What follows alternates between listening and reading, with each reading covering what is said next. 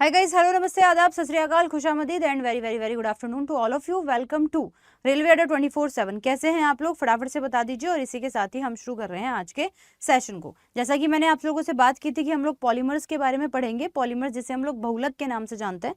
तो एक बार फटाफट से मैसेज कर दीजिए कि वॉइस आप लोगों को क्लियर आ रही है कि नहीं आ रही है ना। तो भाई चलिए, तो शुरू कर रहे हैं हम लोग। और बिल्कुल बात जो है वो आप लोग यहाँ पर ध्यान रखेंगे। पॉलीमर की कहानी कहाँ से शुरू होती है, क्योंकि एनसीईआरटी से भी हमें पढ़ना है। अब इंग्लिश, हिंदी दोनों सारी चीज़ों के बारे में हम लोग जो है वो बात करेंगे। नमस्कार, आदाब, प्रणाम, सत श्री अकाल। और इसी के साथ ही आज से फिर से एनसीईआरटी के सेशन की हम लोग शुरुआत कर रहे हैं। Very good afternoon to all of you. तो देखिए, कहानी की शुरुआत कहाँ से होती है, इस चीज़ को एक बार हम लोग डेफिनेटली देख लेते हैं। पॉलीमर का कहानी जो शुरू हुआ वो कहाँ से शुरू हुआ? जब हम पॉलीमर की बात करते हैं, पॉलीमर, और पॉलीमर जिसे हम लोग किस नाम से जानते हैं भैया? बहुलक के नाम से भी जानते हैं। अब बहुलक का मतलब क्या हुआ? आप पॉलीमर को अगर आप डिवाइड करोगे तो आपको मिलेगा पॉली प्लस मोनोमर, है ना। क्या मिलेगा? Poly plus monomer. और जब आप बहुलक को डिवाइड करते हैं तो यहाँ पर मिलेगा बहुत, है ना। बहु का मतलब क्या होता है? बहुत सारे, है ना, बहुत सारे। और मोनो एक लक, है ना। तो हम लोग यहाँ पे कह रहे हैं कि कोई भी चीज एक्चुअली किस चीज से मिलकर बनी होती है, तो कोई भी चीज हम लोग कहेंगे कि एक्चुअली तो छोटी छोटी चीजों से मिलकर बनी होती है। ये तो आप लोग समझते हो ना। मैंने कहा भाई ये कागज है। अब ये जो कागज मुझे आपको यहाँ पर दिखाई दे रहा है, ये कागज किससे मिलकर बना है? बताओ किस चीज से मिलकर बना है? कागज पेड़ से मिलकर बना है। तो क्या मैम हम ये कह दें कि कागज सेल्यूलोज से मिलकर बना है? कह सकते हैं ना, प्लांट की सेल वॉल सेल्यूलोज की होती है। कह सकते हैं, कह सकते हैं कि नहीं कह सकते? बोलो देखिए फटाफट से। तो हाँ भाई, बिल्कुल कह सकते हैं। देखो अभी कोई बातें नहीं करेगा, सिर्फ और सिर्फ पढ़ेगा। तो हम लोगों ने क्या कहा, है ना?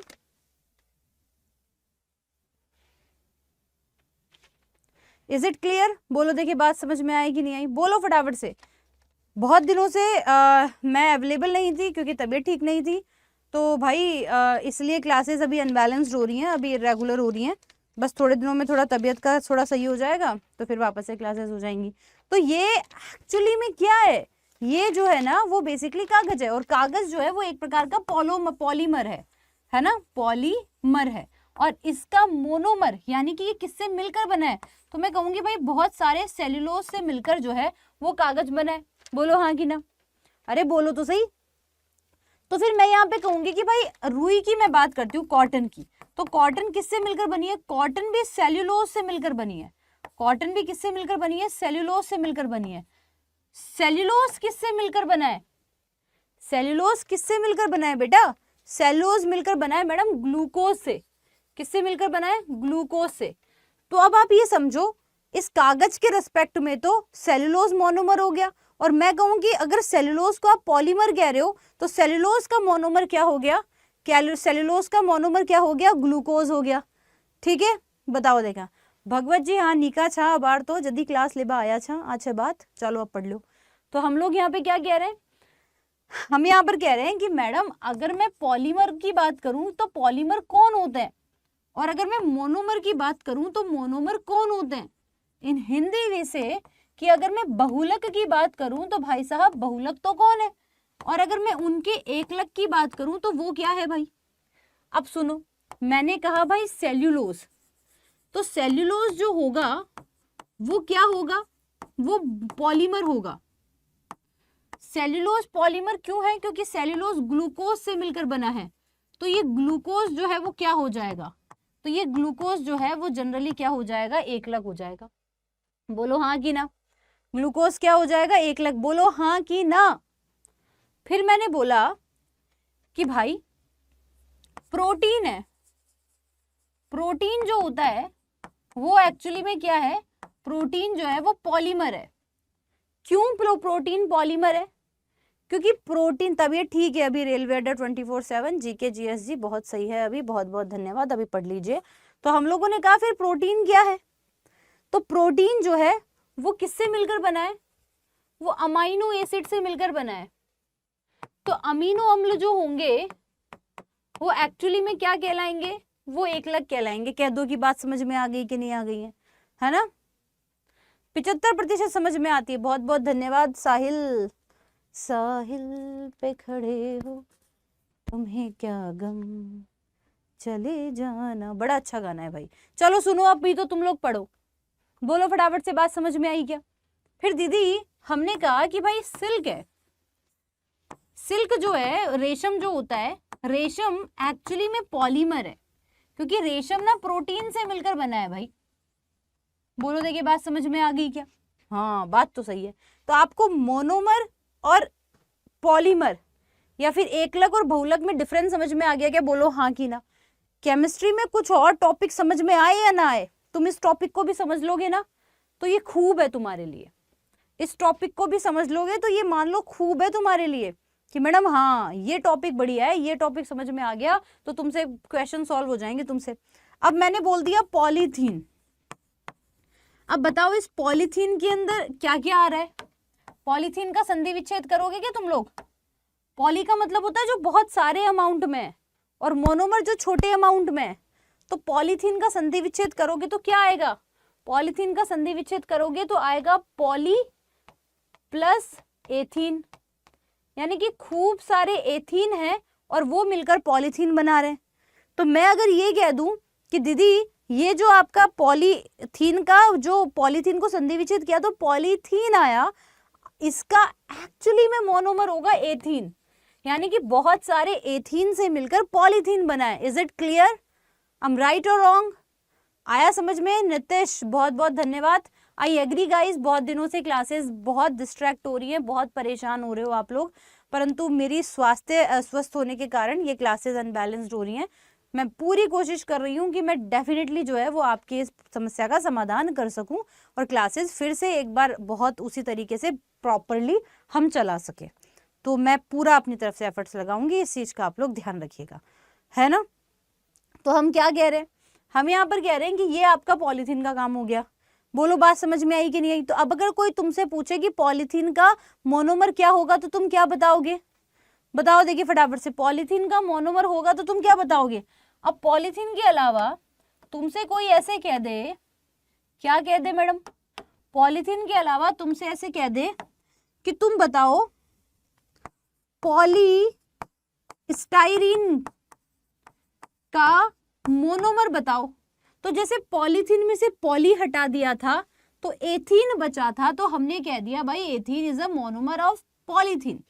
वैसे ही मैंने कहा कि पॉलीस्टाइरीन इज अ पॉलीमर, और polystyrene we know very well कि स्टाइरीन से मिलकर बना है, क्योंकि अगर आप इसका संधि विच्छेद करते हो तो पॉली प्लस स्टाइरीन आता है। पॉली को हटा दो क्योंकि पॉली का तो मतलब ही बहुत सारे होते हैं।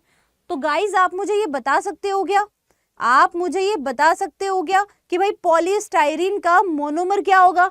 हमें इतना ही तो करना है, हमें इतना ही तो करना है कि पॉलीस्टाइरीन में से पॉली हटा दो और स्टाइरीन जो बच गया, styrene is a monomer of polystyrene. भाई स्टाइरीन एकलक होता है इस पॉलीस्टाइरीन नाम के बहुलक का। कह दो कि बात समझ में आई क्या? मोहम्मद जी थोड़ी सी देर रुक जाओ यार, मैं थोड़ा सा पढ़ा लूं फिर पक्का रिप्लाई कर दूंगी, है ना? बोलो बोलो फटाफट से, बात समझ में आ गई क्या? Is it clear? कोई दिक्कत, कोई शक, कोई तकलीफ, कोई परेशानी नहीं है तो कह दो कि दीदी इतनी बात तो समझ में आ गई। और यही प्रश्न पूछे जाएंगे और क्या पूछे जाएंगे। अब और सुनो, पहले तो सेशन को लाइक करो और चैनल कर लेना सब्सक्राइब। बहुत दिनों बाद आज 3 बजे वाली क्लास ले रही हूँ क्योंकि फिर से कहा कि तबीयत अस्वस्थ थी, क्लासेस प्रॉपर चल नहीं पा रही थी। मैं पूरा प्रयास करूंगी कि क्लासेस को प्रॉपर पूर्णतः और अच्छे से अपन चला सकें। अब देखो हम लोग क्या कह रहे हैं। अब हम लोगों ने कहा दीदी अगर मैं आपसे ये पूछूं कि पॉलीवाइनिल chloride,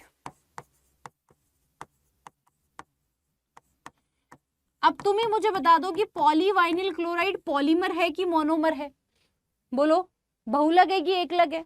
पॉलीवाइनिल chloride is a polymer और मोनोमर क्या है ये? पॉलीवाइनिल क्लोराइड बहुलक है कि एकलक है? बताओ, पॉलीवाइनिल क्लोराइड बहुलक है कि एकलक है, ये बताओ। आईयूपीएससी नहीं, यूपीएससी नहीं होता सभी, आईयूपीएससी होता है वो। यूपीएससी नाम कहाँ से आएंगे? आप बहुत अच्छा पढ़ाते हो तो चलो चैनल को सब्सक्राइब कर लो फटाफट से, और क्या ही कर सकते हैं अब। अरे तुम तो फिर भी ठीक हो, तुम परेशान हो, तुम कुछ भी हो तो तुम कह दोगे यार कि ठीक है मैं परेशान हूँ। अरे हम परेशान हो तो हम किसको बताएं, हमें तो मुस्कुरा के क्लास लेनी पड़ती है, क्या करें।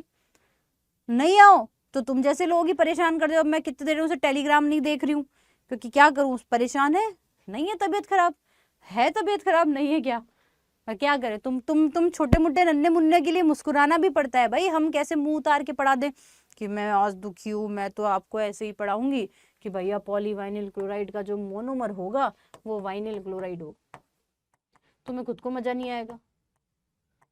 हमारे साथ तो घोर अन्याय है। तुम तो हमें ही कह दोगे, हम किसको कहें। पॉलीवाइनिल क्लोराइड, पॉलीवाइनिल क्लोराइड जो है it is a polymer, it is a polymer.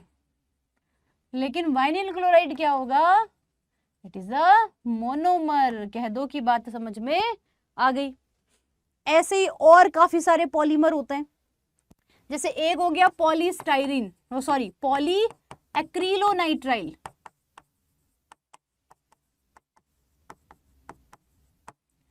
अब तुम्हें खुद को पता है कि madam poly acrylonitrile is a polymer, और सिर्फ एक्रिलोनाइट्राइल जो होगा, acrylonitrile, acrylonitrile is a what we can say monomer of poly acrylonitrile. Is it clear.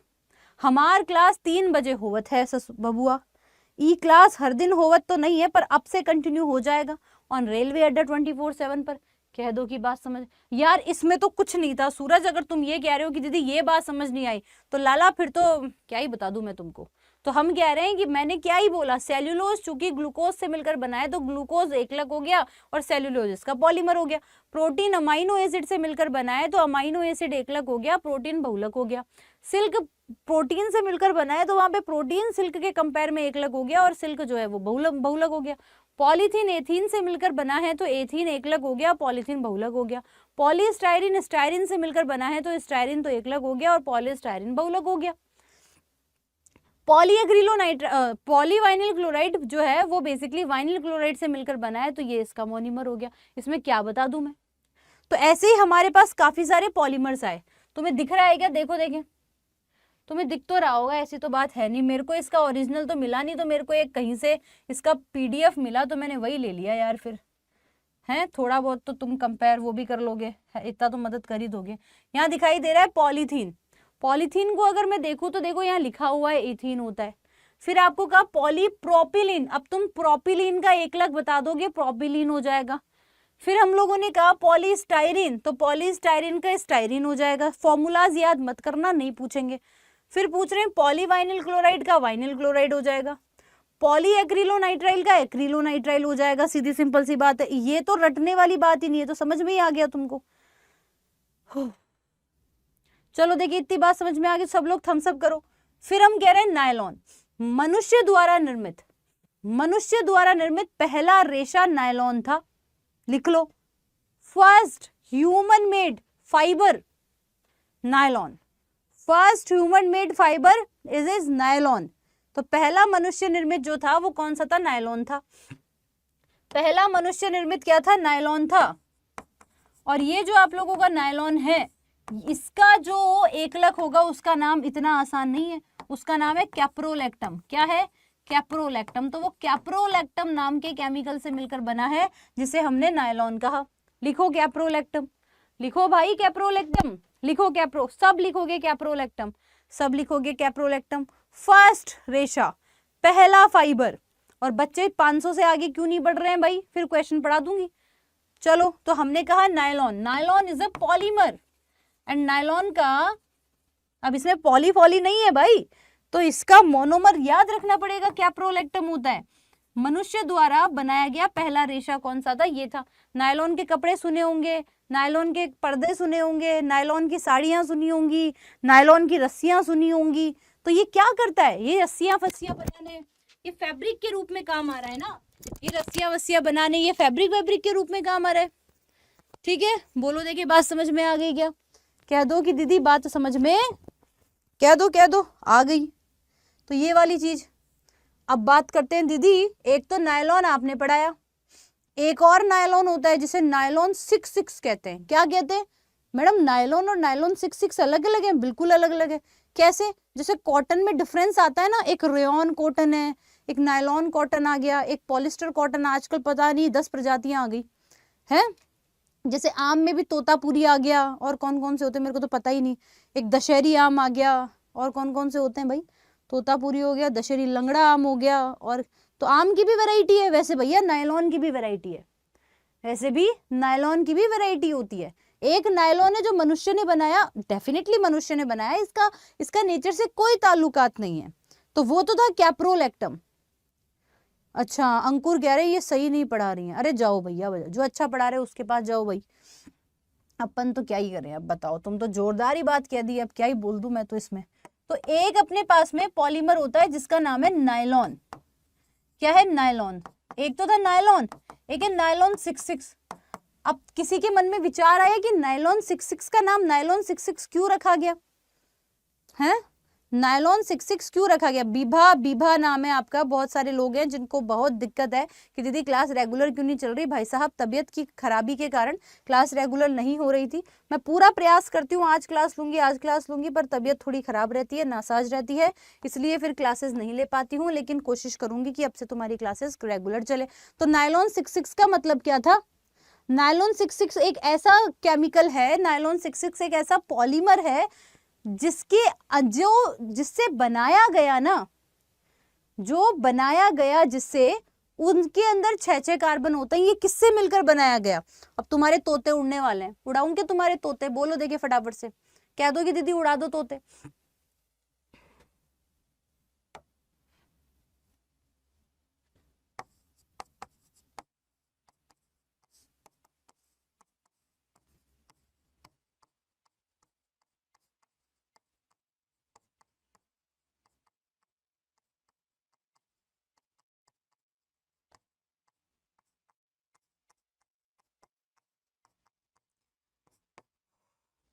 अब आपका जो नायलॉन है, nylon is an example of polymer.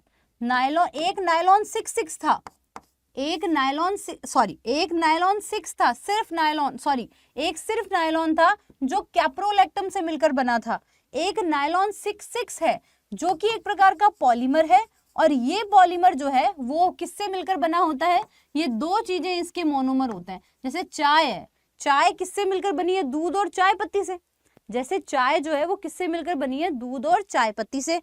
वैसे ही ये जो नायलॉन 66 है ये भी दो चीजों से मिलकर बना है। पहली चीज है जिसका नाम है हेक्सामेथिलीन डाइअमीन, और दूसरा, इसका दूसरा ही मोनोमर है, वो है एडीपिक अम्ल। जैसे चाय बनी होती है दूध और चाय पत्ती से, वैसे ही आप लोगों को ध्यान रखना है कि भाई साहब हेक्सामेथिलीन डाइअमीन मोनोमर, और एडिपिक एसिड इसका जो है मोनोमर हो जाएगा। अब आपको बताऊं नायलॉन 66 का, यहाँ पे 66 का मतलब क्या है? हेक्सामेथिलीन डाइअमीन का अगर आप स्ट्रक्चर देखोगे ना, इसके अंदर भी कार्बन की संख्या 6 है, और एडीपिक एसिड का अगर आप स्ट्रक्चर देखोगे तो उसमें भी कार्बन की संख्या 6 ही है। यानी कि हेक्सामेथिलीन डाइअमीन में भी 6 कार्बन आते हैं और एडीपिक एसिड में भी 6 कार्बन आते हैं, इसलिए नायलॉन 66 का नाम जो है वो नायलॉन 66 पड़ा। और कह दो कि बात समझ में आ गई, कह दो भाई फटाफट से, कह दो फटाफट से कि दीदी बात समझ में आ गई। आज आपका birthday, happy birthday to you, happy birthday to you, happy birthday. बहुत बहुत खुश रहो, बहुत बहुत आनंद रहो, बहुत बहुत उमंगित रहो, बहुत कुछ बनने से पहले अच्छा इंसान जरूर बनो, है ना। लोगों की सुनी सुनाई बातों पे ध्यान मत दो, जीवन में आगे बढ़ते रहो। लक्ष्मी मैया तुम्हारे ऐसे बिल्कुल दरवाजे पे रहे, दरवाजे के अंदर रहे, घर में रहे, और सरस्वती मैया तुम्हारी जीभ और तुम्हारे दिमाग पर रहे। जब सरस्वती मैया अगर तुम्हारे साथ है ना, तो फिर लक्ष्मी मैया भी आ जाएगी और सारे देवी देवता भी आ जाएंगे। क्या कहते हो, है ना। तो ये वाली चीज ध्यान रखनी है। हर बच्चा अब टाइम से आ जाया करो, अपन कोशिश करेंगे क्लास पूरा ले लें। फिर मैं कह रही हूँ नायलॉन 66 एक प्रकार का पॉलीमर है, इससे भी कपड़े ही बनते हैं, इससे भी साड़ियाँ ही बनती है, इससे भी पर्दे ही बनते हैं, इससे भी इससे से वो सब चीजें बनती हैं। ये किस किस से मिलकर बना है? ये हेक्सामेथिलीन डाइअमीन से मिलकर बना है, और इसके अलावा जो है ये बना है एडीपिक एसिड से। हेक्सामेथिलीन डाइअमीन जो केमिकल है उसके अंदर भी 6 कार्बन है, और एडीपिक अम्ल जो है उसके अंदर भी जो है वो 6 कार्बन है। शेर वाली दहाड़ फिर सुनने आए हैं, आग उगलने के लिए हैं, आग उगलने को फिर परवाने आए हैं, पेपर वाले भी सोच रहे हैं क्या क्वेश्चन दे तो कहाँ से दें, जब देखा नीरज मैडम के दीवाने आए हैं। अरे भैया गजब हो भाई तुम, चलो पढ़ लो अब, समझ आया। बहुत बहुत धन्यवाद। तो अभी हम लोगों ने कहा कि ये नायलॉन 66 भी यही सारा है। तो आप लोगों को ध्यान रखना है कि नायलॉन 66 किस किस से मिलकर बना है, हेक्सामेथिलीन डाइअमीन और एडीपी एसिड से मिलकर बना है। हेक्सामेथिलीन डाइअमीन और एडीपी एसिड से मिलकर बना है। हेक्सामेथिलीन डाइअमीन और एडीपी एसिड से मिलकर बना है। हेक्सामेथिलीन डाइअमीन और एडीपी एसिड से मिलकर बना है। फिर हम बात करते हैं नियोप्रिन की। अब नियोप्रिन क्या होता है ये सुनो, और सुनो मेरी बात, आपको एक और बात बढ़िया बताते हैं। आपने कभी देखा है कि किसी प्लांट से रबर निकालते हैं? तो बेसिकली जो नेचुरल, एक तो होता है आपके पास में नेचुरल रबर, एक तो होता है आपके पास में नेचुरल रबर। ये जो आपके पास में नेचुरल रबर होता है ना, आपको पता है ये किससे मिलकर बना है? ये नेचुरल रबर बना है आइसोप्रिन से। मेरे साथ लिखो कि जो प्राकृतिक रबर है, जो नेचर से हमें मिल रहा है, तो ये प्राकृतिक रबर भी एक प्रकार के मोनोमर का ही एग्जाम्पल है, और इस पॉलीमर का एग्जाम्पल है। और इसका जो मोनोमर होगा ना, इसका मोनोमर होता है आइसोप्रिन। इसका जो मोनोमर होता है वो होता है आइसोप्रिन। आशीष जी ठीक है, इसका जो मोनोमर होता है वो होता है आइसोप्रिन। इसका जो मोनोमर होता है वो होता है लाला आइसोप्रिन। लिखो आइसोप्रिन। तो isoprene is a monomer of natural rubber. अब मनुष्य ने देखा कि यार जो प्रकृति से हमें रबर मिल रहा है ना, मजा नहीं आ रहा, वो ना इलास्टिक नहीं है, वो इतना खिंचता नहीं है, वो इतना मजबूत नहीं है। तो मनुष्य ने हर जगह टांग अड़ानी है, इधर भी टांग अड़ाएंगे अपनी, कहेंगे यार मजा नहीं आ रहा। तो मनुष्य ने बनाया फिर सेमी सिंथेटिक रबर, है ना। अब आपका मैसेज क्यों नाराज हो क्या? अरे भैया हम किसी से नाराज नहीं है, हम बहुत दिनों बाद आए हैं और हम पढ़ाने आए हैं, तो हम चाह रहे हैं कि हम पढ़ा लें, हम पंचायती ना करें। एक बार फिर से बता देती हूँ कि हमने आज के सेशन में ज़्यादा कुछ खास ऐसा कुछ भयंकर पढ़ाया नहीं। हमने आप लोगों को जो बताया हम उन्हीं चीज़ों के बारे में बात कर लेते हैं। हम पॉलीमर के बारे में बात कर रहे थे। हमने बताया कि पॉलीमर जो है वो जनरली क्या होते हैं, जैसे सेल्यूलोज है, सेल्यूलोज जो है वो पॉलीमर की तरह काम कर रही है क्योंकि वो ग्लूकोज से मिलकर बना है। तो ग्लूकोज तो इसके लिए मोनोमर हो जाएगा और सेल्यूलोज जो है वो पॉलीमर का एग्जाम्पल है। ऐसे ही प्रोटीन, प्रोटीन का एकलक जो है वो अमाइनो एसिड हो जाएगा। ऐसे ही सिल्क है, सिल्क का एकलक जो है वो प्रोटीन हो जाएगा। ऐसे ही आपके उसमें पॉलीथीन है, पॉलीथीन का एकलक एथीन हो जाएगा। ऐसे ही आपके पास में जो है वो पॉलीस्टाइरीन है और इसका भी एकलक जो है वो स्टाइरीन हो जाएगा। इसी तरीके से हमने और भी पॉलीमर्स के बारे में बात की, जैसे कि पॉलीवाइनिल क्लोराइड। पॉलीवाइनिल क्लोराइड में से अगर हमने पॉली हटा दिया तो आपके पास में बचता है वाइनिल क्लोराइड। तो वाइनिल क्लोराइड इसका मोनोमर हो जाएगा। रटने की जरूरत ही नहीं है, सीधा सीधा आ रहा है भाई, है ना। फिर हम लोगों ने यहाँ पर कहा पॉली एक्रिलोनाइट्राइल।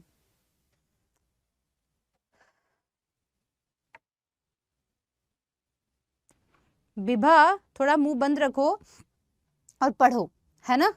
फिर हम लोग यहाँ पर कह रहे हैं कि भाई नायलॉन है, नायलॉन जो है वो बेसिकली कैप्रोलैक्टम से मिलकर बना होता है। तो कैप्रोलैक्टम जो होता है वो एक्चुअली मोनोमर हो गया। किसका? नायलॉन का मोनोमर हो गया। इतनी सी बात आपको ध्यान रखनी है। आ गई बात समझ में? फिर हम लोग यहाँ पर कह रहे हैं कि भैया जो आप लोगों का नायलॉन 66 होता है वो भी एक प्रकार का पॉलीमर है। ये किस किस से मिलकर बना है? तो ये जो है वो किससे मिलकर बना है? हेक्सामेथिलीन डाइअमीन और इसके अलावा एडीपी अम्ल से। हेक्सामेथिलीन डाइअमीन के अंदर भी 6 कार्बन होते हैं और एडीपी अम्ल के अंदर भी जो है वो 6 कार्बन होते हैं। दोनों के अंदर 6 कार्बन है, इसलिए इस नायलॉन 6 का नाम पड़ा नायलॉन 66। अब तुम मुझे बताओ कि जो सिर्फ नायलॉन होता है उसका जो है वो मोनोमर कौन है? जो सिर्फ नायलॉन होता है उसका मोनोमर कौन होता है? चलो बता दो फटाफट से कि जो सिर्फ नायलॉन है उसका मोनोमर कौन है। फिर हम बात करें नेचुरल रबर। नेचुरल रबर जो होता है उसका मोनोमर होता है आइसोप्रिन। नेचुरल रबर जो होता है उसका मोनोमर होता है आइसोप्रिन, है ना।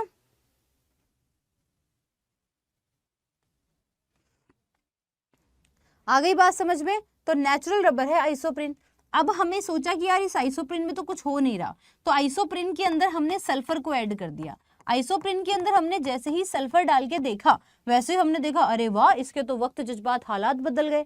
ऐसा हुआ कि जैसे बैंगन की सब्जी किसी को पसंद नहीं थी, लेकिन बैंगन की सब्जी के अंदर जैसे ही आलू डाल दिया तो वो बन गई आलू बैंगन की सब्जी। अब वो कुछ लोगों को पसंद आने लगी, यानी कि उसके गुण थोड़े से बढ़ गए और अच्छे बढ़ गए। तो हमने कहा आइसोप्रिन के अंदर अगर हमने सल्फर ऐड कर दिया तो इस रबर की कैरेक्टर बढ़ गया और इस रबर को हम लोग वल्कनाइज रबर या फिर वल्नीकृत रबर के नाम से जानने लगे। हालांकि आइसोप्रिन तो नेचर से मिला और इसमें हमने सल्फर ऐड कर दिया। ये तो आपका नेचुरल पॉलीमर हो गया, ये तो आप लोगों का नेचुरल पॉलीमर हो गया, ये तो आप लोगों का नेचुरल पॉलीमर हो गया। और ये जो था वो आप लोगों का सेमी सिंथेटिक हो गया, सेमी सिंथेटिक हो गया, है ना। अब फिर आया वैज्ञानिकों को, अब होगा कि यार अब तो और भी बढ़िया बनाएंगे। गुरदास जी, मैं आपको बताऊं, आपको पता है कश्मीर में क्या हुआ?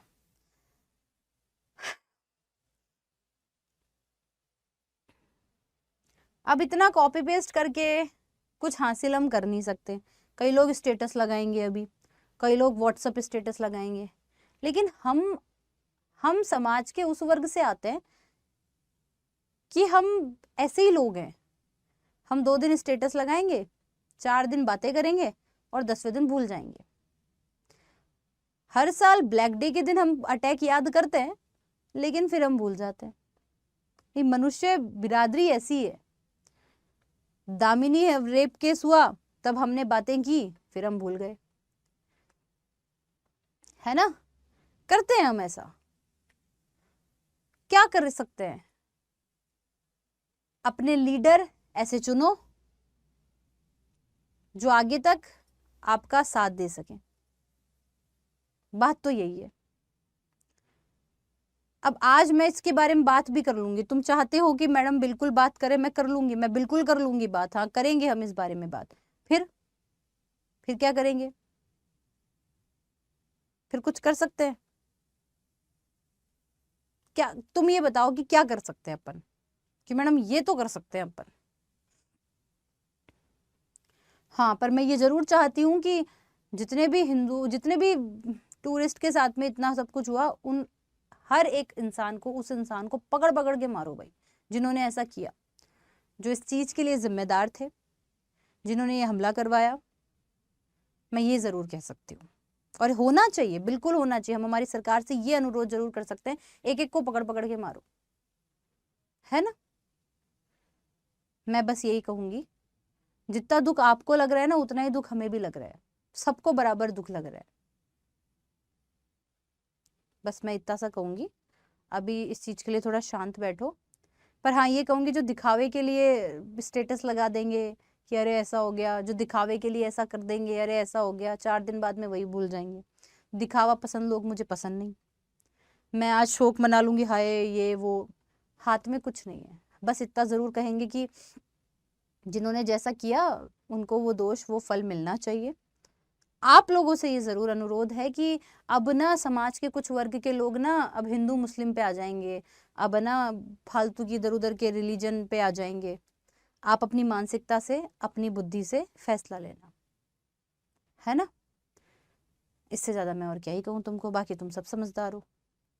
That is the whole things. आगे देखिए हमने क्या कहा। फिर हमने कहा कि सेमी सिंथेटिक था, जो कि वल्नीकृत रबड़ था। गुस्सा तो मुझे भी आ रहा है, पर मैं कर क्या लूंगी? मैं कर क्या लूं? मैं कुछ नहीं कर सकती, मैं लाचार हूं, कोई कुछ नहीं कर सकता। अब कॉपी पेस्ट नहीं, साहिल बेटा, कॉपी पेस्ट नहीं, है ना।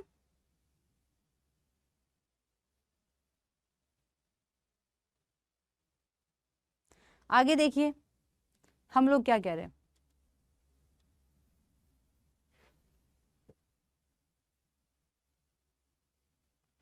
अब बताओ, हम लोगों ने कहा, हमने फिर बनाया कि यार हम सिंथेटिक के बारे में बात करेंगे, तो हमने बनाया नियोप्रिन। हमने बनाया एक रबर। नियोप्रिन क्या है? नियोप्रिन रबर है। नियोप्रिन कैसा रबर है? नियोप्रिन संश्लेषित रबर है।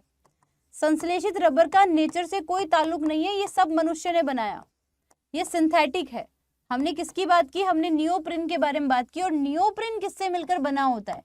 नियोप्रिन का जो मोनोमर है, आप नॉर्मल रबर का क्या मोनोमर था? आइसोप्रिन। लेकिन नियोप्रिन का मोनोमर क्या है? नियोप्रिन का जो मोनोमर है वो है क्लोरोप्रिन।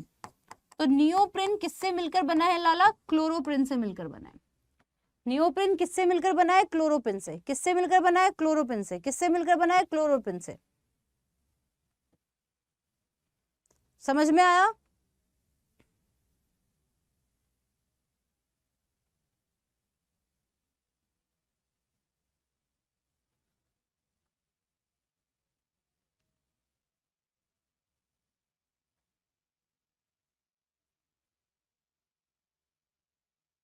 ये वाली बात समझ में आ गई। फिर लोगों ने सोचा, अरे यार ये तो बढ़िया चीज बन गई, ये तो बहुत काम की है। अब मनुष्य का लालच है भाई, रुकेगा थोड़ी ना, मनुष्य है ही लालची आदमी। तो फिर मनुष्य ने एक और रबर बनाया, उसका नाम था ब्यूना एस। और ब्यूना एस भी कौन सा रबर का एग्जाम्पल है? Buna S is an example of synthetic rubber. तो मैडम फिर ब्यूना एस किससे मिलकर बना है भाई? तो ब्यूना एस जो होता है ना लाला, ब्यूना एस बना है किससे? अब मैं तुम्हें याद कराऊंगी तो तुम्हारे पसीने छूट जाएंगे, पर याद तो करना ही पड़ेगा, है ना। 1,3 di 1,3 butadiene plus styrene. तो 1,3 ब्यूटा डाइईन और स्टाइरिन से मिलकर बना होता है ब्यूना एस। और पूछा जाता है, लखवीर ऊपर से जाने दो, अगर नहीं आ रहा तो क्या कर सकते हैं हम लोगों ने? क्या कहा? ब्यूना, ये ब्यूना से तो बना ये 1,3 ब्यूटा डाइईन, और स्टाइरिन का जो एस आया उससे ये बना।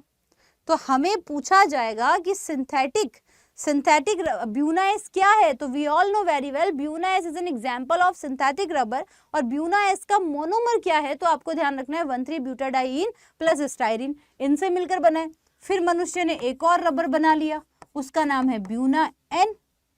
अब ब्यूना एन किससे मिलकर बना है? तो ब्यूना से तो हमें याद रह गया कि 1,3 ब्यूटा डाइईन, और इसके साथ में आ जाएगा एन से क्या होगा?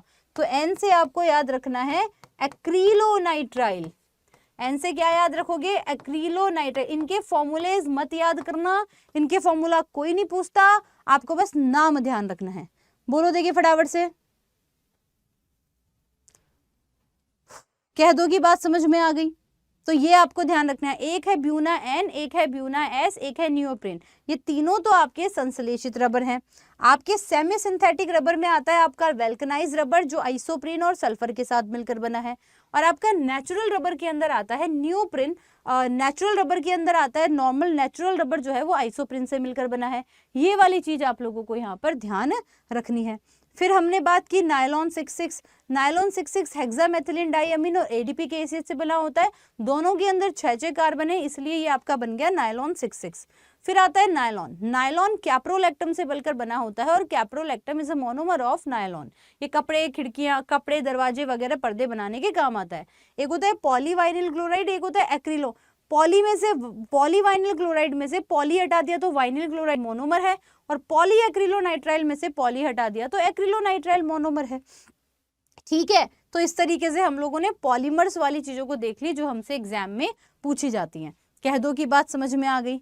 इसके अलावा एक और चीज बता देती हूँ, आप में से जितने भी मित्रगण सखा संबंधी, अभी आपको पता है सेशंस चल रहे हैं, है ना। और सेशन जब चल रहे हैं तो ये सेशन 3 बजे होता है, इस चीज का भी आप लोगों को ध्यान रखना है। बाकी that is the whole things. उम्मीद करती हूँ सारी चीजें आप लोगों को क्लियर हो गई होंगी। तब तक के लिए मुझे दीजिए इजाजत। Till then see you, take care. कल मिलेंगे, ठीक है। बिल्कुल लखवीर जी मुझे बोलेंगे, लेकिन आप क्या करते हो ना, जब आपको समझ नहीं आता तो आप एक ही मैसेज को ना कॉपी पेस्ट करते हो। जब आप एक ही मैसेज को कॉपी पेस्ट करते हो तो आपका सारा ध्यान तो कॉपी पेस्ट करने में, आपको कोई इंडिविजुअल ये वाला भाग समझ नहीं आया, आपने कॉपी पेस्ट करना शुरू किया। आप ये नहीं समझ रहे हो कि यार ये वाला नहीं आया तो मैं अभी से छोड़ देता हूँ, अभी मैडम जो आगे पढ़ा रही है मैं उसे पढ़ना कंटिन्यू करता हूँ।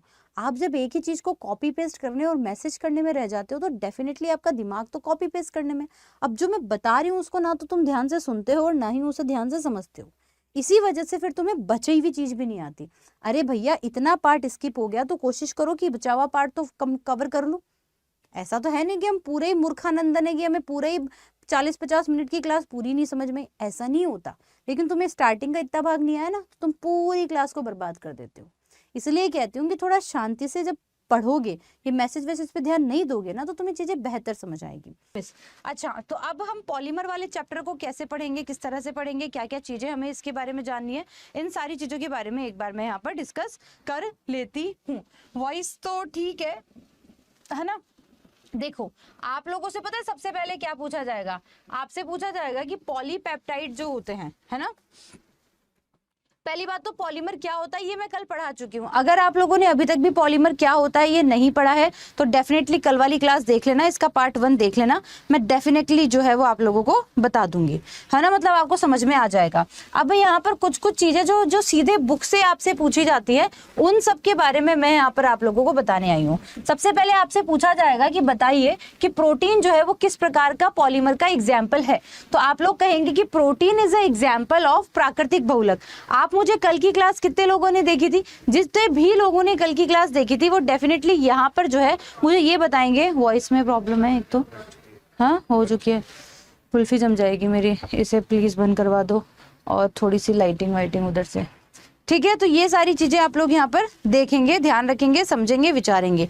तो हम लोगों ने यहाँ पर क्या कहा ये देख लीजिए कि हम कह रहे हैं कि भाई साहब जो प्रोटीन होता है, प्रोटीन जो है उसका मोनोमर क्या होगा। तो कल की क्लास जितने लोगों ने देखी है उन सभी को पता है कि जो प्रोटीन होता है उस प्रोटीन का मोनोमर जो है वो जनरली क्या होता है। तो प्रोटीन का जो मोनोमर है वो रहेगा आपका अमाइनो एसिड। कह दो कि बात समझ में आ गई, ये मैं कल की क्लास में पढ़ा चुकी थी। And protein is an example of natural polymer. Protein किसका एग्जाम्पल है? नेचुरल पॉलीमर का एग्जाम्पल है। फिर हम बात करते हैं cellulose. Cellulose is also an example of natural polymer, और सेल्यूलोज का जो मोनोमर होगा उसका नाम क्या होगा? वो होगा आप लोगों का ग्लूकोज। चलो भाई ठीक है।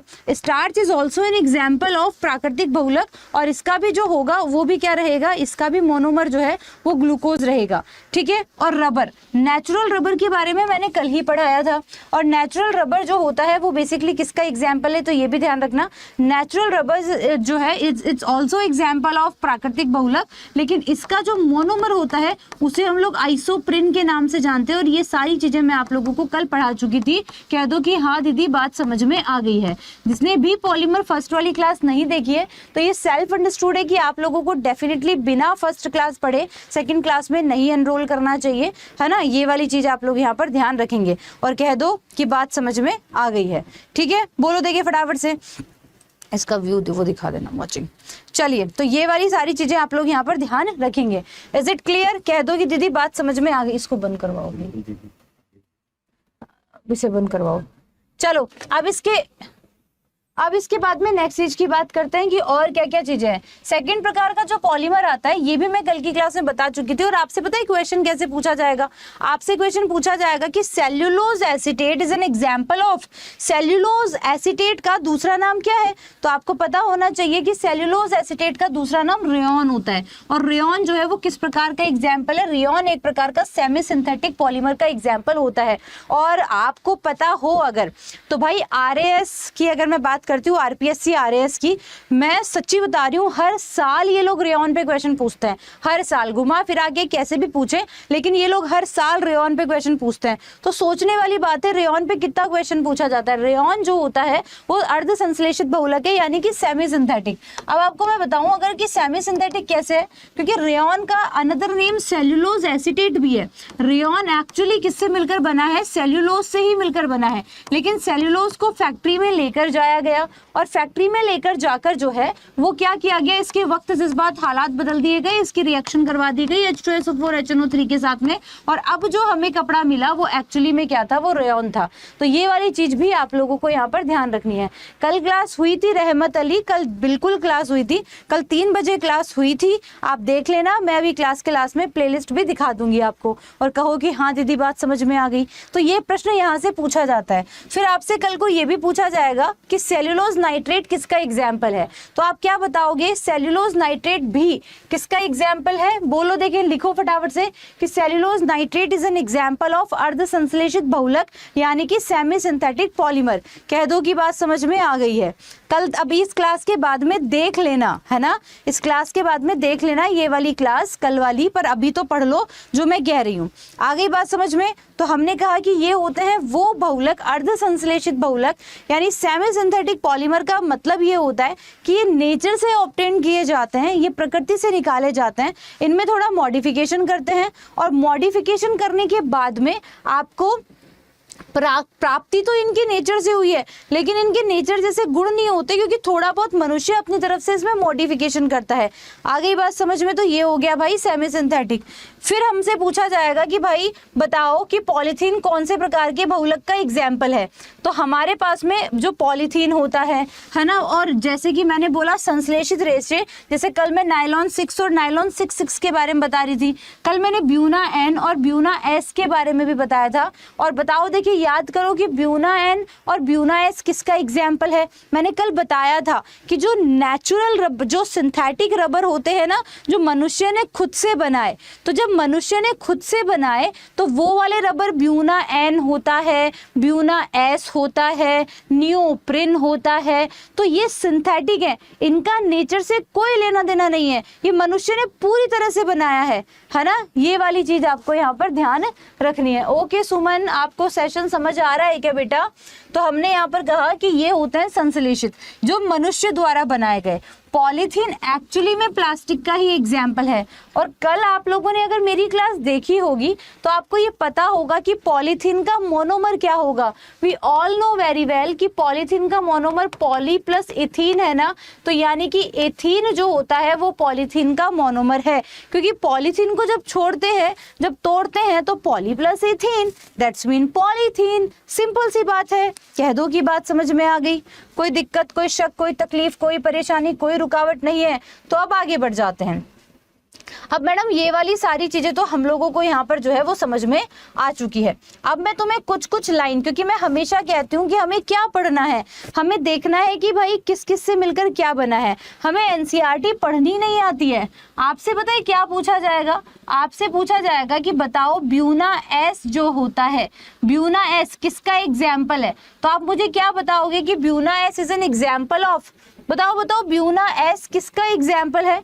ब्यूना एस किसका एग्जाम्पल है?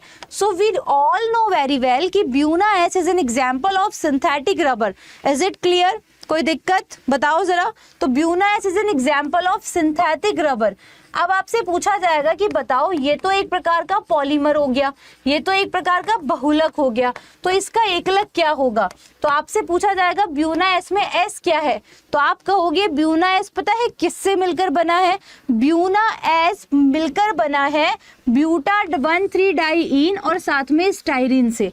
आप इसे इस तरह से भी लिख सकते हैं 1,3 ब्यूटा डाइईन। तो 1,3 ब्यूटा डाइईन प्लस स्टाइरीन, तो इन दोनों से मिलकर बना होता है आपका ब्यूना एस। मेरे साथ लिखो, मेरे साथ लिखो। मेरी क्लास नहीं मिल रही है रहमत, मैं क्लास के लास्ट में दिखा दूंगी कि क्लास कहाँ पर हुई थी। निश्चिंत रहो, अभी जो पढ़ा रही हूँ वो पढ़ लो। तो यहाँ पर एस का मतलब है स्टाइरीन और ब्यूना से मतलब हुआ 1,3 ब्यूटा डाइईन। 1,3 ब्यूटा डाइईन और स्टाइरीन से को मिला दिया तो बनता है ब्यूना एस। और यह एक प्रकार का कैसा रबर है? यह सिंथेटिक रबर है। बात समझ में आई तो फटाफट से थम्स अप कर दो, फिर आगे बढ़ेंगे। सेशन को लाइक भी कर देना भाई, ये जरूरी है। अच्छा पॉलीथीन, अब देखो पॉलीथीन जो है वो बेसिकली पॉलीथीन के बारे में पढ़ते हैं अब हम कि पॉलीथीन क्या है, पॉलीथीन किससे मिलकर बना हुआ है, और यह जो है वो क्या है, थर्मोसेटिंग प्लास्टिक है क्या? नहीं, ये थर्मोसेटिंग प्लास्टिक नहीं है। ये जो है एक ऐसा प्लास्टिक है जो टेम्परेचर देने पर बिगड़ भी जाता है। अब सुनो, हमारे पास में कितने टाइप के जो है वो पॉलीथीन होते हैं। हमारे पास में जनरली अगर मैं बात करूं तो हमारे पास में कितने टाइप के प्लास्टिक हैं। हम इन सारी चीजों के बारे में जो है वो बात करेंगे कि हमारे पास कितने टाइप के जो है वो प्लास्टिक है। मैं इन चीजों के बारे में बात करूंगी। एक सेकंड रुक जाओ थोड़ा सा। अरे खुल का है नहीं रहे हो भाई।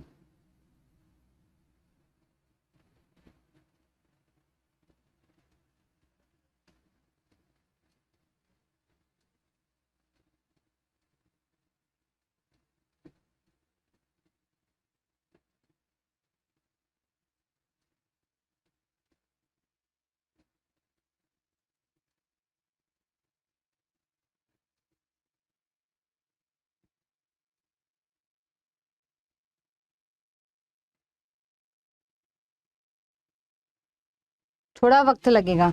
अब सुनो, हम बात करते हैं प्लास्टिक की। हाँ, इंग्लिश को ही निकाल रहे हैं, निश्चिंत रहो। तो अभी देखो क्या हुआ, हमने जब प्लास्टिक की बात की तो प्लास्टिक जो होती है वो हमारे पास कितने प्रकार की है। जब हम प्लास्टिक की बात करते हैं तो प्लास्टिक हमारे पास में 2 प्रकार के आते हैं, या फिर पॉलीथीन हमारे पास में 2 प्रकार की है। एक पॉलीथीन क्या है, एक पॉलीथीन होती है जिसे हम कहते हैं हाई डेंसिटी पॉलीथीन।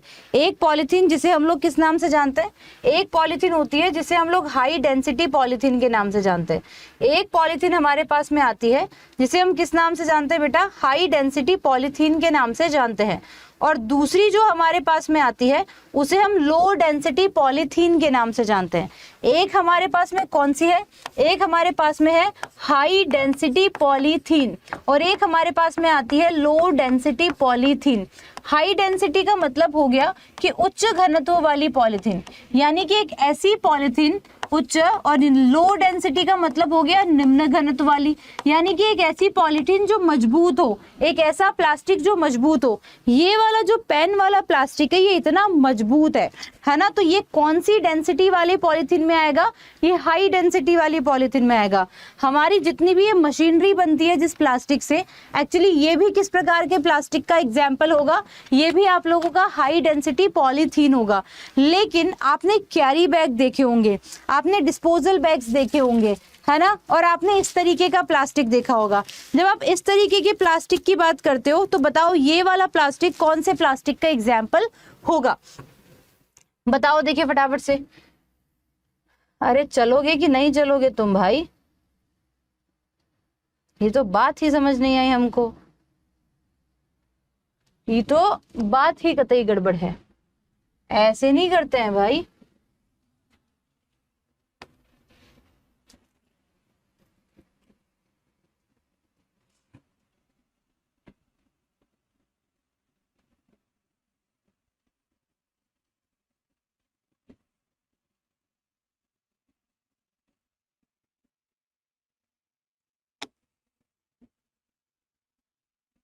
देख लो तुम्हारे सामने है, दुनिया का सारा टेक्निकल एरर अपनी ही क्लास में होना है भाई, सारा टेक्निकल एरर अपनी ही क्लास में होना है। फिर तुम कहते हो मैडम आप की क्लास में कहे, तो देखो हमने जब कहा कि हाई डेंसिटी पॉलीथीन या low density polythene, low density polythene के अंदर जितने भी बॉटल्स होती हैं, जितने भी खिलौने होते हैं, जितने भी फ्लेक्सिबल पाइप्स होते हैं, वो सारे के सारे हम लोग क्या कहते हैं, हम लोग जो है वो लो डेंसिटी पॉलीथीन में कहते हैं। और जो हाई डेंसिटी पॉलीथीन होती हैं उनके अंदर कठोर वाले प्लास्टिक आते हैं। कठोर वाले प्लास्टिक जैसे कि आप लोगों ने कट्टे देखे होंगे, कट्टे, अब कट्टे वो वाले कट्टों की बात नहीं कर रहे हैं हम लोग, है ना, कट्टे वो वाले कट्टों की बात नहीं कर रहे हैं हम। ये आपने देखे हो ना, सीमेंट के बैग्स आते हैं, पाइप आते हैं बढ़िया वाले, अच्छे लेवल का जो प्लास्टिक होता है ना, वो हम लोग जो है वो किस नाम से जानते हैं, उन्हें हम लोग जो है वो किस नाम से जानते हैं, हाई डेंसिटी के नाम से। आप लोगों ने कभी एक क्वेश्चन सुना है जिगलर नाटा, कितने लोगों ने सुना है जिगलर नाटा उत्प्रेरक क्या होता है, किसी ने सुना है जिगलर नाटा उत्प्रेरक, कितने लोगों ने सुना है जिगलर नाटा उत्प्रेरक, हाँ या ना बोलो। कहीं पर क्वेश्चन पढ़ा हो जिगलर नाटा, कहीं पर भी किसी ने भी, कोई भी ऐसा महानुभव जिसने जिगलर नाटा उत्प्रेरक के बारे में कभी तो सुना ही होगा, बोलो देखिए फटाफट से, कहीं तो सुना होगा तुमने जिगलर नाटा उत्प्रेरक, यस या नो मैसेज करो फटाफट से। जिगलर नाटा उत्प्रेरक कितने लोगों ने देखा है, बताओ बताओ फटाफट से। हम किसके बारे में बात कर रहे हैं, हम बात कर रहे हैं जिगलर नाटा उत्प्रेरक के बारे में।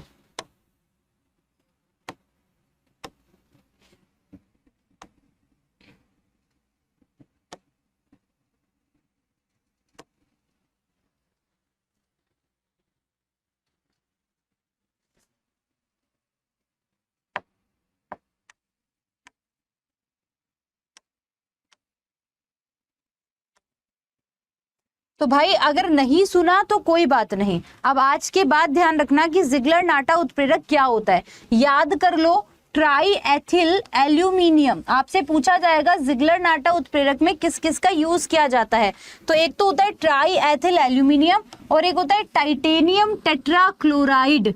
टाइटेनियम टेट्राक्लोराइड आपके पास में हो जाएगा। और या फिर आप कह रहे हो ट्राई एथिल एल्यूमिनियम, तो आपसे पूछा जाएगा जिगलर नाटा उत्प्रेरक के अंदर क्या क्या होता है। तो ट्राई एथिल एल्यूमिनियम, मेरे साथ याद करो, ट्राई एथिल एल्यूमिनियम और साथ में टाइटेनियम टेट्राक्लोराइड, ये दोनों उत्प्रेरक जो है वो दोनों मिलकर क्या बनाते हैं, जिगलर नाटा उत्प्रेरक बनाते हैं। और ये पूछा जाता है एग्जाम में, ये बहुत इंपॉर्टेंट है, ये लिटरली पूछा जाता है और ये यहाँ से पूछा जाता है। तो जितने भी मोटे प्लास्टिक होते हैं ना, वो सारे के सारे किसके अंदर काम आते हैं, आपके जितने भी मोटे प्लास्टिक हैं वो सब के सब जो है वो आपके हाई डेंसिटी पॉलीथीन के बने हुए होते हैं। कह दो कि दीदी बात समझ में आ गई। सेशन को शेयर करना बहुत इंपॉर्टेंट है, चैनल को सब्सक्राइब करना उससे भी ज्यादा इंपॉर्टेंट है। और आपकी एनसीईआरटी से अगर मैं थियरी पढ़ा रही हूँ तो यार कुछ तो खास होगा। अब अगला आप लोगों ने डेफिनेटली सुना होगा, हिंदी और इंग्लिश दोनों सेम है। जिगलर नाटा को हिंदी में भी जिगलर नाटा कह रहे हैं, कैटलिस्ट जिसकी मैं बात कर रही हूँ, और इंग्लिश में भी सेम ही कहते हैं, है ना। टेट्रा जो है वो टाइटेनियम टेट्राक्लोराइड की बात करोगे हिंदी इंग्लिश सेम ही रहेगा, है ना। और ट्राई एथिल एल्यूमिनियम की बात करोगे हिंदी इंग्लिश सेम ही रहेगा। ठीक है, तो बस ये वाली चीज आप लोगों को यहाँ पर ध्यान रखनी है। Is it clear? चलो आगे बढ़ते हैं। अब आप लोगों से एक और चीज पूछी जाती है टेफ्लॉन के बारे में, पता ही होगा ना, टेफ्लॉन के बारे में तो पूछा ही जाता है। टेफ्लॉन जो होता है वो एक्चुअली क्या है ना। टेफ्लॉन के बारे में जब हम पूछते हैं तो टेफ्लॉन किससे मिलकर बना हुआ है, इसे मैं समझाती हूँ। तो टेफ्लॉन के अंदर क्या है, देखो इस स्ट्रक्चर को अच्छे से समझ लेना। टेट्राफ्लोरोइथीन, हम किसकी बात कर रहे हैं, टेट्राफ्लोरोइथीन की बात कर रहे हैं। टेट्राफ्लोरोइथीन क्या होता है, पहले तो मैं तुम्हें पॉलीथीन की स्ट्रक्चर बताती हूँ। पॉलीथीन में क्या था, हमने बोला पॉलीथीन, देखो बहुत अच्छी बात यहाँ पर चल रही है, ध्यान से समझना। पॉलीथीन को अगर आप तोड़ोगे तो आपने क्या बोला था, आपने बोला पॉली प्लस इथीन, यानी कि बहुत सारे इथीन। इथीन क्या होता है, carbon double bond carbon, CH2 double bond CH2। अब बहुत सारे ये इथीन है, जब n नंबर ऑफ मिल जाते हैं तो ये पॉलीथीन बनते हैं। सिंपल सी बात, बोलो हाँ कि ना, बोलो हाँ कि ना। पॉलीथीन का जो मोनोमर आएगा वो क्या आएगा, इथीन आएगा, यानी कि जो मोनोमर इन हिंदी में से एक लग, तो एक लग क्या आएगा, इथीन आ जाएगा। इसमें कोई दिक्कत, कोई शक, कोई तकलीफ, कोई परेशानी नहीं होनी चाहिए। अब इसके बाद में नेक्स्ट चीज की बात करते हैं। आपसे बोला गया टेफ्लॉन, आपसे क्या बोला गया, टेफ्लॉन बोला गया। और टेफ्लॉन जो होता है वो किसका एग्जाम्पल है ना। टेफ्लॉन जो है इसका एक और नाम है, पता है इसका एक और नाम क्या है, लिखो, पॉली टेट्रा फ्लोरोइथीन। अब आप कहोगे मैडम इतना बड़ा नाम तो याद ही नहीं होगा, कितने लोगों को इतना बड़ा नाम याद नहीं होगा। तो आओ हम रटेंगे नहीं, आओ हम समझते हैं। पॉली टेट्रा फ्लोरोइथीन मैडम नहीं याद होने का। अच्छा, इथीन तो तुमको पता है ना क्या होता है, जिसमें कार्बन होते हैं 2 और दोनों कार्बन के बीच में डबल बॉन्ड होते हैं। अब पॉलीथीन के अंदर तो हाइड्रोजन के साथ में कार्बन बॉन्ड बना रहा था, यहाँ क्या करना है कि यहाँ पर हाइड्रोजन की जगह, हाइड्रोजन इधर भी 2 हैं इधर भी 2 हैं, यहाँ हाइड्रोजन की जगह फ्लोरीन लगा देना है। 2 फ्लोरीन यहाँ लगा दिए, 2 फ्लोरीन यहाँ लगा दिए, 2 और 2 कितने फ्लोरीन हो गए, 4 फ्लोरीन हो गए। तो ये टेट्रा का मतलब क्या कहना चाह रहा है, 4 फ्लोरीन है इथीन के अंदर लगे हुए। और इसको हम अगर हम बोल दें कि n नंबर ऑफ, हमें नहीं पता कितने सारे, तो हमने कहा टेफ्लॉन का एक और नाम हुआ पॉली यानी बहुत सारे, टेट्रा यानी 4, फ्लोरो यानी फ्लोरीन जो कि एथीन यानी कि 2 कार्बन के बीच में जो डबल बॉन्ड है उसके साथ जुड़ा हुआ है। तो अब हम बोल रहे हैं कि टेफ्लॉन जो है इसका मोनोमर क्या होगा, टेफ्लॉन का नाम क्या है बेटा, पॉली टेट्रा फ्लोरोइथीन। यानी कि अगर मैं इसमें से पॉली हटा दूं, मेरी बात को सुनना, इसमें से मैं अगर पॉली हटा दूं तो इसका मोनोमर क्या हो जाएगा, टेट्रा फ्लोरोइथीन। अब मेरा हर बच्चा यहाँ पर इसका स्ट्रक्चर बना सकता है। मैडम ने बोला था एथीन का मतलब है 2 कार्बन के बीच में डबल बॉन्ड, मैडम ने कहा था टेट्रा का मतलब होता है 4 और फ्लोरो का मतलब होता है फ्लोरीन, यानी कि इसमें हमें 4 फ्लोरीन लगाने हैं। अगर हमें इसमें 4 फ्लोरीन लगाने हैं तो पर कार्बन हम 2-2 फ्लोरीन लगा देंगे। तो हमने कहा इस टेट्राफ्लोरोइथीन से जो है खूब सारे अगर टेट्राफ्लोरोइथीन बना देंगे तो ये बन जाएगा पॉली टेट्राफ्लोरोइथीन, और इसी को ही हम टेफ्लॉन कहते हैं। अब ईमानदारी से बताओ कि कितने लोगों को ये बात समझ आई? ईमानदारी से बताओ कि कितने लोगों को समझ आई? आसान लगा ना? तो कोई चीज अगर हम देखें तो बहुत मुश्किल है, लेकिन समझें तो उतनी ही आसान है। जितने लोगों को समझ आई थम्स अप करना, रुकना है क्लास में, पूरा देखना है, मेहनत करोगे तब चीजें बहुत अच्छे से क्रिस्टल क्लियर हो जाएगी। तो टेफ्लॉन जो होता है वो आपका पॉली टेट्राफ्लोरोइथीन का बना होता है। पॉली का मतलब खूब सारे, टेट्रा मतलब 4, फ्लोरो का मतलब फ्लोरीन, और इथीन का मतलब 2 कार्बन के बीच में डबल बॉन्ड। सीधी सिंपल सी बात है। क्या ये और पॉलीथीन दोनों सिमिलर लग रहे हैं? बस फर्क सिर्फ इतना है कि इसके अंदर कार्बन जो है वो हाइड्रोजन के साथ बॉन्ड बना रहा है और इसमें कार्बन फ्लोरीन के साथ बॉन्ड बना रहा है। आई ना बात समझ में? बस इतनी सी बात है। मैं फिर से एक बार समझा देती हूँ। अगर मैं पॉलीथीन कह रही थी तो पॉलीथीन जो है इसके अंदर मैं संधि विच्छेद करूं तो पॉलीथीन को मैं क्या पॉली हटा दोगे तो एथीन इसका एकलक हो जाएगा। यानी कि एथीन क्या होता है? 2 कार्बन के बीच में डबल बॉन्ड और इसकी बची हुई 2-2 वैलेंसी हाइड्रोजन के साथ में रिएक्शन कर रही है। तो हाइड्रोजन ये बन गया एथीन। ठीक है। अब मैंने बोला आप लोगों से टेफ्लॉन। जब मैं टेफ्लॉन की बात कर रही हूं तो टेफ्लॉन का एक और नाम होता है, जैसे इसका पॉलीथीन था वैसे इसका एक और नाम है पॉली टेट्राफ्लोरोएथीन। तो मैंने पॉली टेट्राफ्लोरोएथीन में से पॉली हटा लूं अगर तो क्या मिल गया मुझे? टेट्राफ्लोरोएथीन। और tetrafluoroethene is a monomer of poly tetrafluoroethene. और हमने कहा इसका फॉर्मूला कार्बन के बीच में डबल बॉन्ड और हमने हाइड्रोजन की जगह बस फ्लोरीन लगा देना है। यही होता है आपका टेट्राफ्लोरोइथीन। अब कहो कि दीदी बात समझ में आ गई। अच्छा, अब आपसे पूछा जाएगा कि टेफ्लॉन का यूज कहां पर किया जाता है। देखो ये रहा टेट्राफ्लोरोएथीन। पहली चीज तो ये आपको ध्यान रखनी है, इसका यूज कहाँ किया जाता है। ये देखो ये बनाया ना, इसका यूज कहाँ पर किया जाता है? नॉन स्टिक चीजों में। जितनी भी नॉन स्टिक चीजें होती हैं, जितने भी नहीं चिपकने वाले बर्तन होते हैं, उनके अंदर हम टेफ्लॉन का यूज करते हैं। आपसे पूछा जाता है, देखो एनसीईआरटी ऐसे पढ़ी जाती है, 10 लाइनें लिखी हुई हैं लेकिन काम की 2 लाइन होगी, तो उसको आपको ध्यान रखना है। फिर आपसे पूछा जाएगा कि भाई साहब टेफ्लॉन को कितना गर्म करें कि वो भी चिपकने लगेगा। कुछ बर्तन होते हैं ना नॉन स्टिक, तो वो बर्तन टेफ्लॉन से मिलकर बने हुए हैं। अच्छा, अब टेफ्लॉन कब खराब होगा, है ना? टेफ्लॉन कब खराब होगा? अगर आप उस बर्तन को 300 डिग्री सेल्सियस पर ले जाओगे तो फिर वो खराब हो जाएगा। मतलब ज्यादा टेम्परेचर पर तो बर्तन खराब हो ही सकता है। बोलो, देखिए बात समझ में आई क्या? अभी मैं जिगलर नाटा पढ़ा रही थी ना, जिगलर नाटा उत्प्रेरक, यानी कि मैं पढ़ा रही थी आप लोगों को जिगलर नाटा कैटलिस्ट के बारे में। तो आपको ध्यान रखना है कि नट्टा और कॉल्ड जिगलर, इसे जिगलर भी कहते हैं, तो इन दोनों ने इसको बनाया था और इसके लिए इनको नोबेल प्राइज भी मिला था। तो आपसे पूछे कि जिगलर नाटा इनके साइंटिस्ट के नाम पे ही पड़ा है। चलो जी चलो, अब याद करो, हमने पॉलीएक्रिलोनाइट्राइल कल भी पढ़ा था।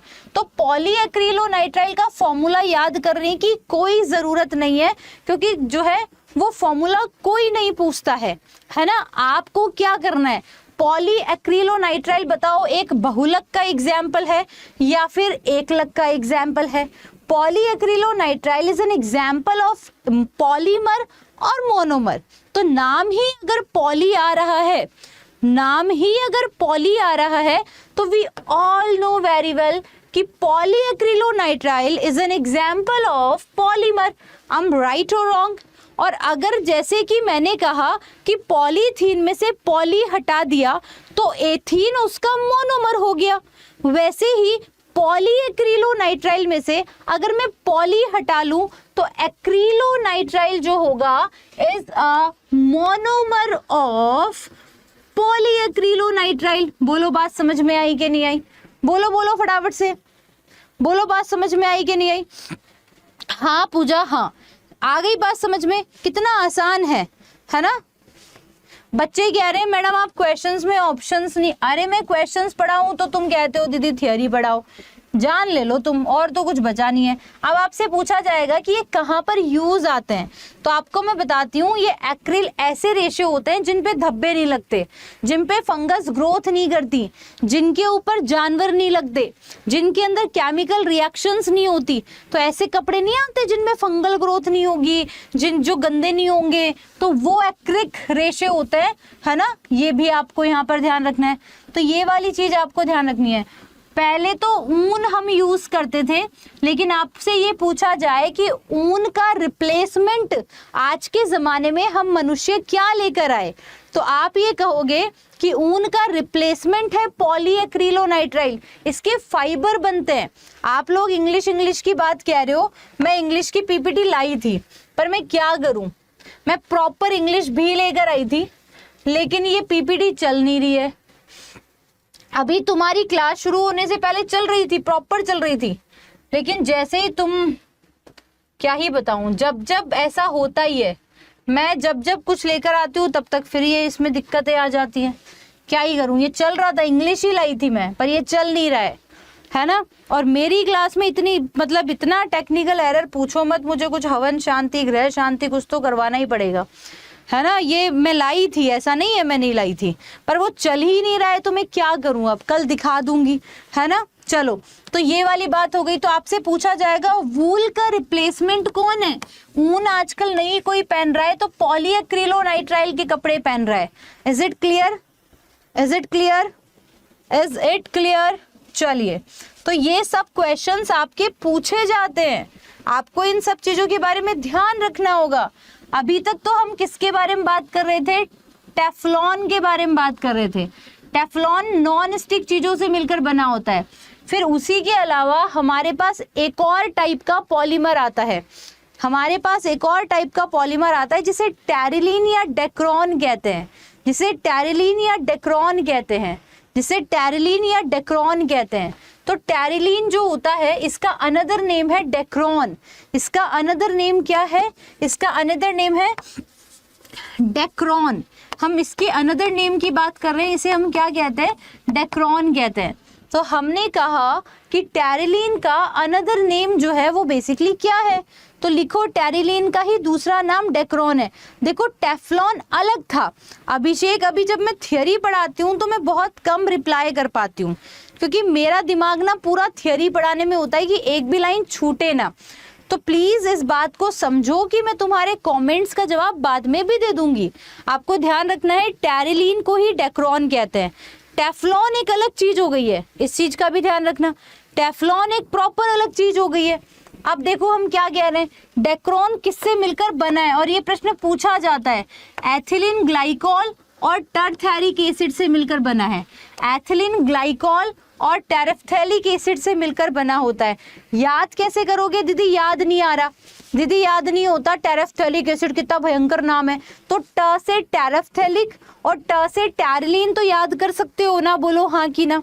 ट से टेरेफ्थैलिक और ट से टेरिलीन तो याद कर सकते हो, बस इतना सा याद कर लो कि ट से टेरेफ्थैलिक और ट से टेरिलीन से बना होता है डेक्रॉन का। बोलो देखिए बात समझ में आई कि नहीं आई है। उपासना, तुम फोकस करो ही मत ना उन लोगों पे जो तुम्हें पढ़ने नहीं दे रहे हैं, इग्नोर मारो, है ना, इग्नोर मारोगे तो बेहतर रहेगा। अब कोई तुमसे नहीं पूछेगा कि what is the formula of ethylene glycol and what is the formula of terephthalic acid and what is the formula of terylene या डेक्रॉन। बस तुम्हें याद रखना है कि ट से टेरिलीन के अंदर ट से टेरिफ्थैलिक एसिड होता है, तो टेरिफ्थैलिक एसिड और इथिलीन ग्लाइकोल मिल जाते हैं तो टेरिलीन का फॉर्मेशन होता है। बोलो बात समझ में आई कि नहीं आई है, बोलो बोलो बोलो। अभिषेक बेटा कॉपी पेस्ट मत कर लाला, मत कर।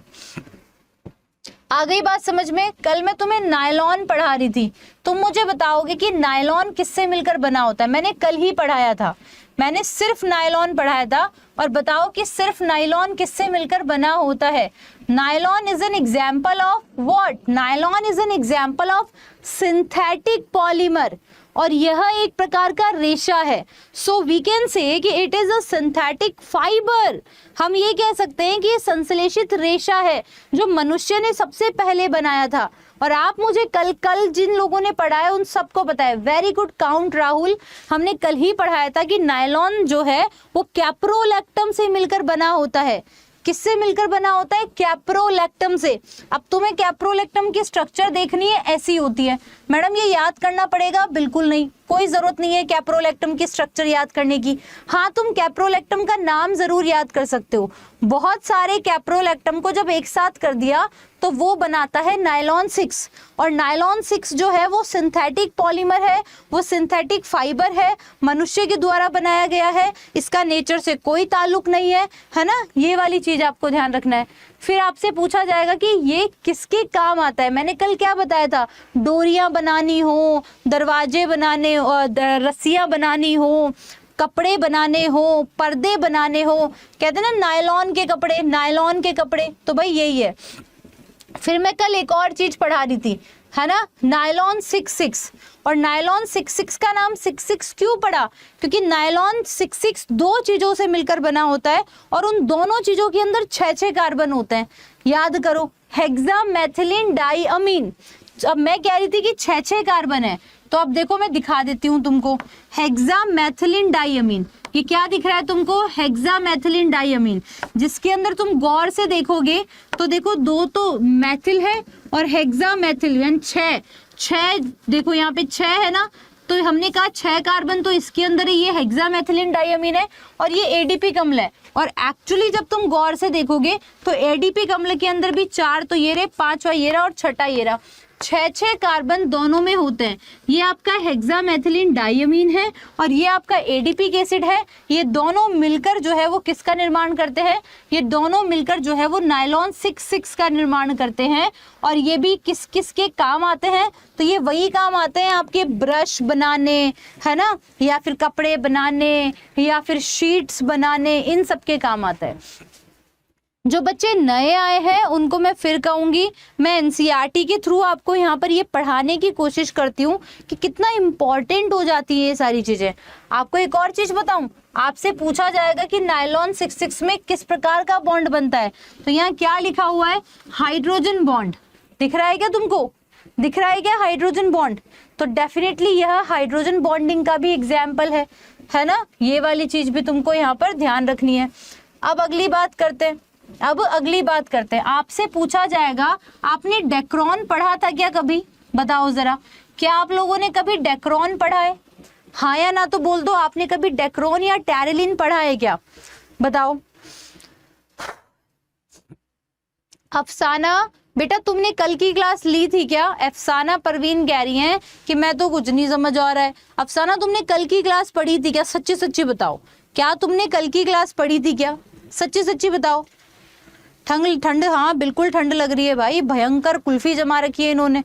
अब क्या यहाँ पे ना इतने सारी इक्विपमेंट्स होते हैं, इतने सारी मशीनरी होती हैं, अगर इतना ठंडा ना करे ना तो फिर क्या होता है, इन मशीनरी को भी दिक्कत हो जाती है। मैंने क्लास के स्टार्टिंग में ही कह दिया था कि अगर तुम लोग नए हो, अगर तुम लोग पहली बार क्लास में आए हो, तुमने कल की क्लास नहीं देखी, तो हो सकता है कि ये क्लास तुम्हें समझ ना आए। लेकिन तुमने अगर कल की क्लास देखी है ना, तो तुम 100% तुम्हें समझ आएगा बेटा।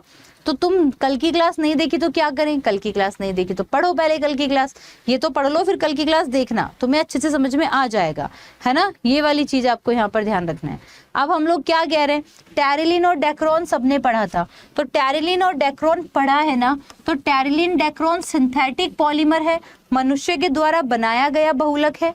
लेकिन आपको ये भी ध्यान रखना है कि यह किसका एग्जाम्पल होता है, ये पॉलीएस्टर है। तो टैरिलिन डेक्रोन पॉलीएस्टर है, पहली चीज तो आपको ये यहाँ पर ध्यान रखनी है, टैरिलिन डेक्रोन पॉलीएस्टर है। और आपके जो कपड़े होते हैं जिनमें क्रिज नहीं आती, है ना, वो है आपका डेक्रोन, ठीक है ना। ये वाली चीज भी आप लोगों को यहाँ पर ध्यान रखनी है। बेकेलाइट के बारे में तो हर बार आप लोगों ने पढ़ा होगा, पढ़ा है कि नहीं पढ़ा? बेकेलाइट के बारे में बताओ, देखिए फटाफट से, बेकेलाइट के बारे में पढ़ा है कि नहीं पढ़ा? तुम लोगों ने बहुत बार सुना होगा कि बेकेलाइट, है ना। ओके मधु, समझ आ रहा है ना बेटा?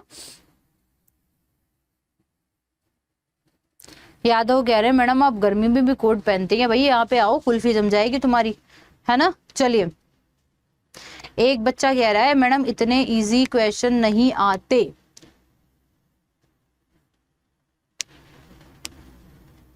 तो मैं नीट की तैयारी भी नहीं करा रही हूँ चांदनी, मैं नीट की तैयारी नहीं करवा रही हूँ, मैं रेलवे की तैयारी करा रही हूँ बेटा। कैसी बातें कर रही हो, हद हो गई भाई, हैं?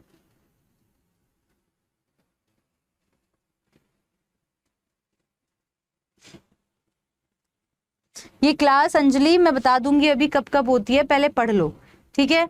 तो हम लोगों ने यहाँ पर क्या कहा, ये भी देखिए, हम लोग यहाँ पर कह रहे हैं कि फिनॉल फॉर्मल्डिहाइड जो है वो मिलकर, फिनॉल और फॉर्मल्डिहाइड मिलकर जो है वो क्या बनाते हैं, बेकेलाइट बनाते हैं।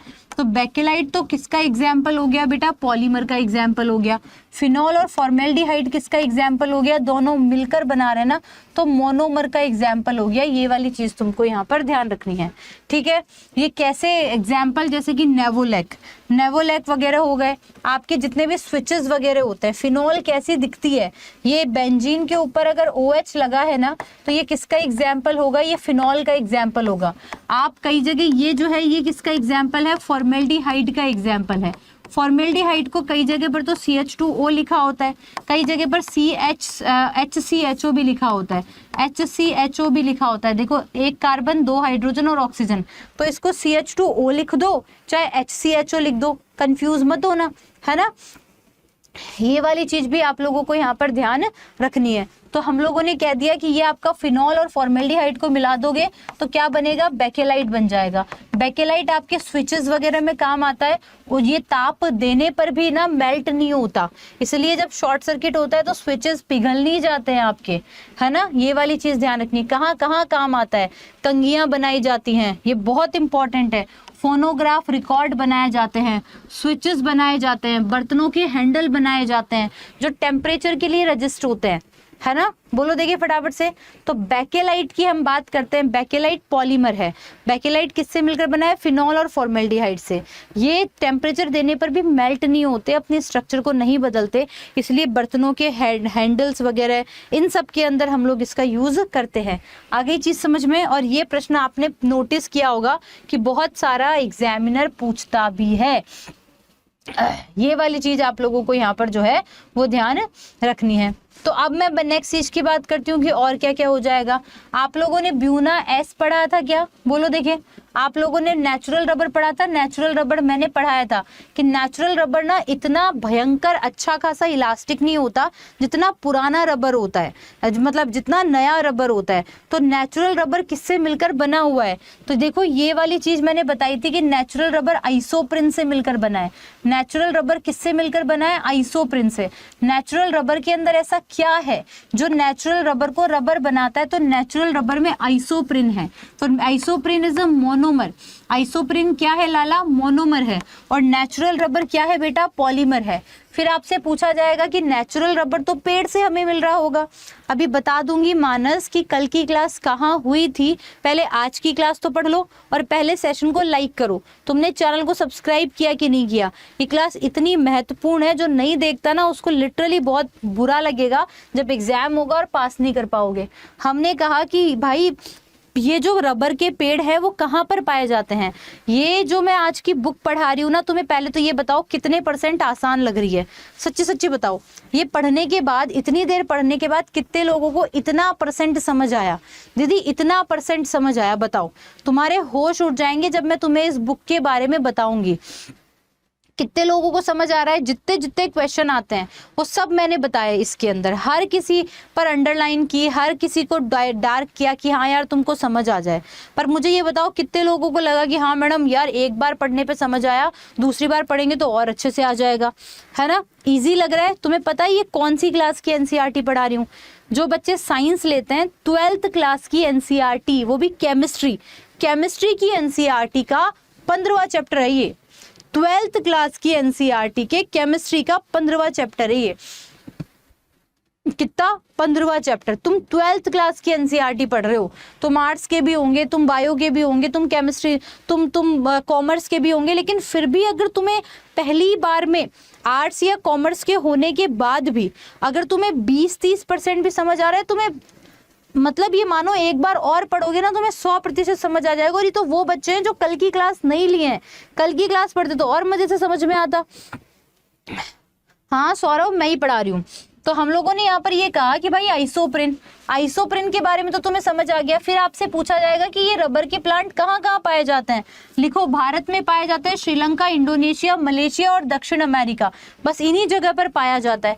अब जो नेचर से मिला ना हमें रबर, वो तो रबर अच्छा नहीं था, वो इतना इलास्टिक नहीं होता था। फिर मनुष्य की तो आदत खराब है, मनुष्य कहेगा यार मजा नहीं आ रहा, यार ज्यादा इलास्टिक नहीं है, हम इस रबर को वल्कनाइज करते हैं। वल्कनाइज का मतलब समझते हो? वल्कनाइज का मतलब होता है यार ये रबर ढंग से काम नहीं कर रहा, अभी ये ढंग से खिंचना चाहिए। तो मैंने उस आइसोप्रिन के अंदर पता है क्या मिला दिया, मैंने उस आइसोप्रिन के अंदर सल्फर ऐड कर दिया। वो जो आइसोप्रिन मिला था ना रबर के अंदर, उस रबर को अंदर मैंने सल्फर के साथ रिएक्शन करवाई, तो वो रबर जो बना वो वल्कनाइज रबर था। वो रबर अब थोड़ा बेहतर हो चुका था। फिर मनुष्य का लालच तो अभी भी खत्म नहीं होगा। मनुष्य ने कहा कि अगर मैंने आइसोप्रिन में सल्फर मिलाया, नेचुरल रबर में सल्फर मिलाया, तो रबर और बढ़िया काम करने लगा, है ना। लेकिन अगर मैं खुद ही बना लूं रबर तो कैसा रहे? तो फिर मनुष्य ने बनाया सिंथेटिक रबर। फिर मनुष्य ने क्या बनाया? संश्लेषित रबर, जिसका नेचर से कोई ताल्लुक नहीं है। और संश्लेषित रबर में मैंने कल भी पढ़ाया था कि एग्जाम्पल आता है नियोप्रिन का। आपसे पूछा जाएगा